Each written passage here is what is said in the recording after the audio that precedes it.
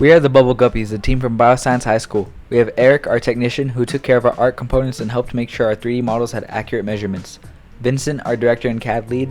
Chris, the materials manager, who gathered all the parts and tools in the assembly process. And finally, we had Matthew, our facilitator, who handled machinery and also helped in the assembly process. Together we created the Bubble Roo, our version of an engaging device for young children with CVI that encourages visual attention, builds motor skills, and supports decision making.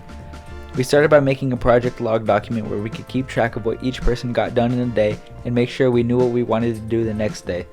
We also made a shared brainstorming document where we kept all of our notes and ideas so that we could all easily access them. First, we took lots of notes and made lists with our requirements and initial ideas. We used these to come up with lots of initial sketches so that we could all compare ideas and decide on a final list of about 6 requirements that we all wanted on the final design. We went off on our own to make a final detailed sketch individually, which we then brought together and compared. We put all of the designs into a decision matrix, which you can see had values with different points depending on what we thought was most important. We gave easy to learn 3 points, safety 2 points, and both cost and interactive 1.5 points. This method allowed us to decide on the Bubble Roo. This first design included a chair, which we later got rid of to focus on the game board. The game would be played with Z's parent putting a solid object like a fruit onto his board and then a picture of a fruit on his light board. If they matched, Z would press the yes button and he would get audio confirmation and a reward in the form of bubbles. We made a list of our materials that cost $97, which fit under our $150 budget. With our new materials, we redesigned the Bubble Roo with measurements specific to what we had and what we wanted to create.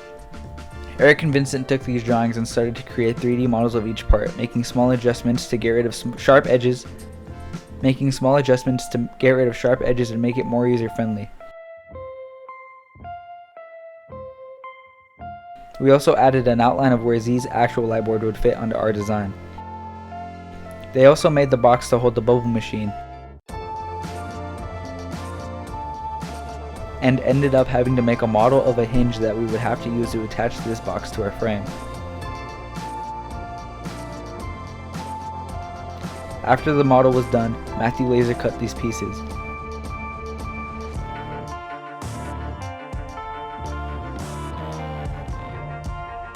Vincent assembled the box while Matthew and Chris got bolts for the hinge.